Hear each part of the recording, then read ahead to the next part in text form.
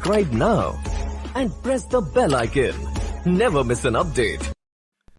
Welcome to डुमानली technical channel. और आज की वीडियो में हम बात करेंगे कि CSS को विदाउट क्लास और आईडी के डायरेक्ट एलिमेंट पर कैसे अप्लाई करते हैं और एक से ज़्यादा एलिमेंट्स पर मल्टीपल एलिमेंट्स के ऊपर CSS को कैसे अप्लाई करते हैं। तो उसके साथ हम बनाएंगे एक टेबल। तो चलिए शुरू करते हैं आज के कोड को। यहाँ पर मैं एक न्यू फाइल बनाऊंगा और उसका नाम रखूँगा table.html। शिफ्ट 1 प्रेस करते हुए डिफ़ॉल्ट पेज स्ट्रक्चर बनाया। और इससे पहले हमने बनाया था एक एंकर, और एंकर के अंदर हमने यूज़ की थी क्लास और आईडी। बट अभी के केस के लिए मैं बताऊंगा कि अगर हम क्लास नहीं यूज़ करना चाहते और आईडी नहीं यूज़ करना चाहते तो डायरेक्ट एलिमेंट पर कैसे CSS अप्लाई कर सकते हैं। मैं यहाँ पे लिखता हूँ एक एंकर, और एंकर का नाम रखा मैंने होम। और उससे पहले हमने अगर लास्ट वाली बात करें तो हमने बनाई थी क्लास जो कि डॉट से बनाते हैं। मैंने यहाँ पे इसका रखा बैकग्राउंड कलर ब्लू, और एंकर के अंदर जाके मैंने यूज़ की क्लास, और क्लास में क्लास का नाम पास किया बी।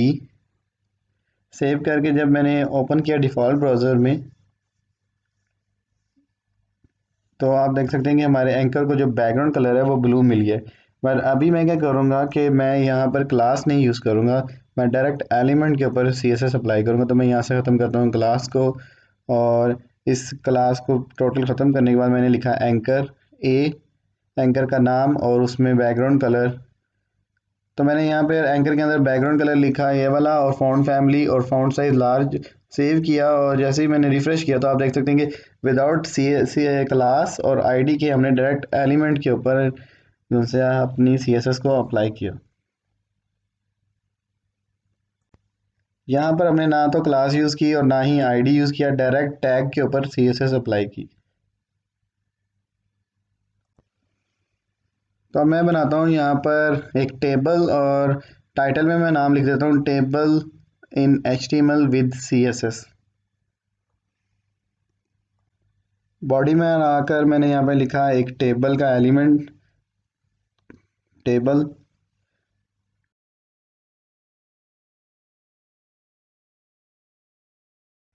और इसके अंदर मुझे बनाना है टेबल का हेड जो कि टी हेड है। टी हेड के अंदर मुझे एक रो बनानी है। रो बनाने के लिए मैं लिखूँगा TR। TR स्टैंड फॉर रो। और मैंने वहाँ पे बनाया TH table heading. Table heading में मैंने नाम लिखा एक आईडी, और इसकी बनाई कॉपीज़। यहाँ पे लिखूँगा मैं फुल नेम, और सेकंड वाले में पासवर्ड, और लास्ट पे मोबाइल नंबर। और जो TR है वो हमारा टेबल रो है, और TH हमारा टेबल की हेडिंग है। यहाँ पे लास्ट में मैंने लिखा पास मोबाइल नंबर।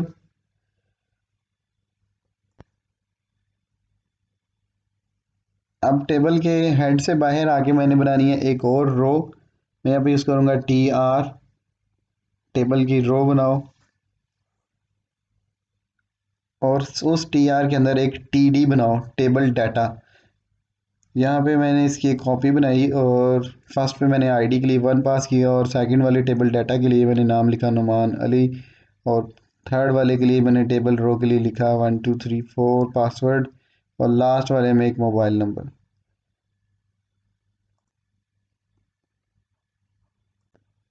तो अब की बार जब मैं सेव करके ओपन करूँगा डिफ़ॉल्ट ब्राउज़र में है, तो आप देख सकते हैं हमारा जो डिफ़ॉल्ट HTML की मदद से एक टेबल बना है जो बिल्कुल एम्प्टी टेबल है, वो कुछ इस तरह से डिस्प्ले हो रहा है। अब मैं चाहता हूँ कि मैं टेबल के चारों साइडों पे एक बॉर्डर लेकर आऊँ, तो उसके लिए मैं डायरेक्ट CSS यूज़ करूँगा जो कि विदाउट क्लास और आईडी की मदद से मैं एलिमेंट के ऊपर CSS अप्लाई करूँगा। मैं यहाँ पे लिखूँगा जो टेबल है उस टेबल की हेडिंग के ऊपर और टेबल डाटा के ऊपर जो बॉर्डर है वो लगाओ 2 पिक्सल सॉलिड ब्लैक कलर का।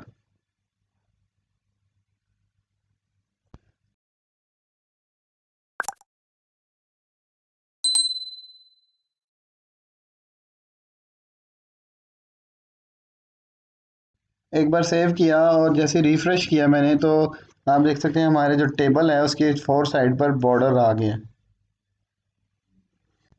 बट मैं चाहता हूँ कि जो हमारा टेबल है वो एक प्रॉपर टेबल बने विद CSS की मदद से। तो मैं ये सारी इंटरनल CSS को ख़त्म करूँगा, और मैं यहाँ पे बनाऊँगा एक नई फाइल जिसका नाम रखूँगा table.css। एक्सटर्नल क्लास बनाऊँगा, एक्सटर्नल एक फ़ाइल बनाऊँगा। अब ताकि जो भी मैं टेबल के लिए CSS यूज़ करूँ वो मैं एक्सटर्नल फाइल के अंदर यूज़ करूँ।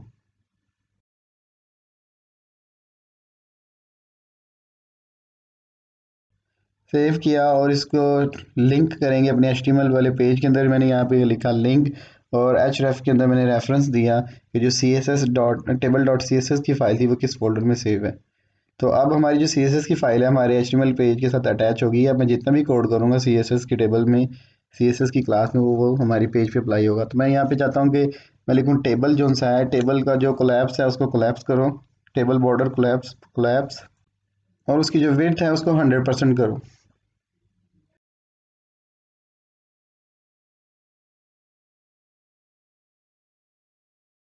तो ये क्या करेगा कि पूरे के पूरे टेबल के ऊपर जो उसके बॉर्डर है उसको कोलैप्स करेगा, पूरे टेबल की विड्थ को 100% करेगा। तो अभी की जो CSS है पूरे टेबल के ऊपर अप्लाई होगी। रिफ्रेश किया तो आपने देखा हमारे पूरे टेबल के ऊपर CSS अप्लाई हुई। तो अब मैं क्या करता हूँ कि जो टेबल के अंदर मल्टीपल CSS अप्लाई करता हूँ मल्टीपल एलिमेंट्स के ऊपर। मैंने कहा कि जो टेबल का डाटा है और टेबल की जो हेडिंग है उसके ऊपर क्या करो कि जो इसका बॉर्डर है उसको 1 पिक्सल सॉलिड करो और उसको ये वाला कलर दो।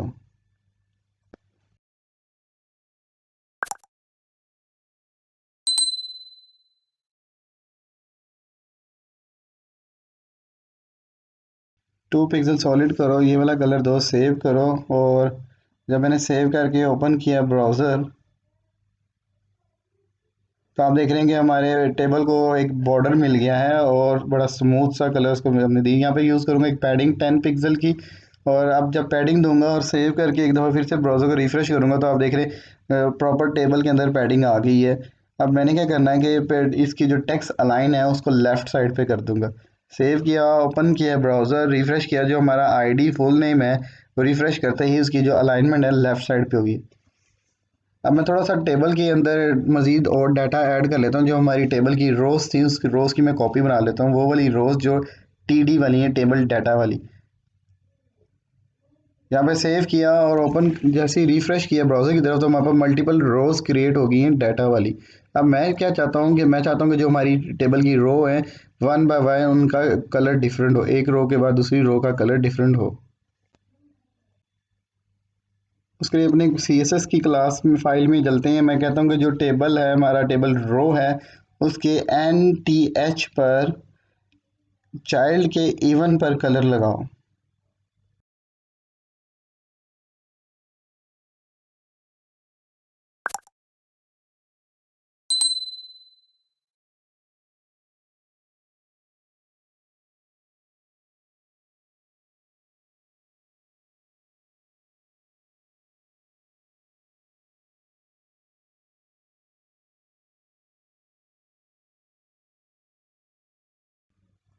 यहाँ पे मुझे यूज़ करना था H। अब होगा क्या कि जो हमारी रो है उसके नेस्टेड के चाइल्ड के इवन वाले फंक्शन पे बैकग्राउंड कलर ये वाला यूज़ करो। जब मैंने किया सेव और रिफ़्रेश किया एक बार फिर से ब्राउज़र पे, तो आप देख सकते हैं कि हमारा जो टेबल है वो 1 बाय 1 रो का कलर चेंज कर दिया उसने। पर अब मैं चाहता हूँ जो हमारा हेड है टेबल का, जो जहाँ पे मैंने full name, ID, password, mobile number लिखा हुआ है, इस पूरी रो का कलर अलग से डिस्प्ले करो, चेंज करो। उसके लिए चलते हैं HTML की फ़ाइल में और मैं यहाँ पर टेबल पर स्टाइल लगाऊंगा। इन इसको कहते हैं इनलाइन CSS। तो मैं टेबल पर नहीं, मैं टेबल के हेड पर लगाऊंगा। एक होती है internal CSS, external CSS, inline CSS। अब मैं यूज़ कर रहा हूँ टेबल के हेड पर जो बैकग्राउंड कलर है उसको ये वाला बैकग्राउंड कलर दो। जैसे ही मैंने किया सेव रिफ्रेश किया तो ये कलर मुझे लग रहा है थोड़ा सा मैच कर गया। थोड़ा सा कलर चेंज करते हैं। तो मैं यहाँ पर कोड में आता हूँ और यहाँ पे इसका बैकग्राउंड कलर चेंज करता हूँ।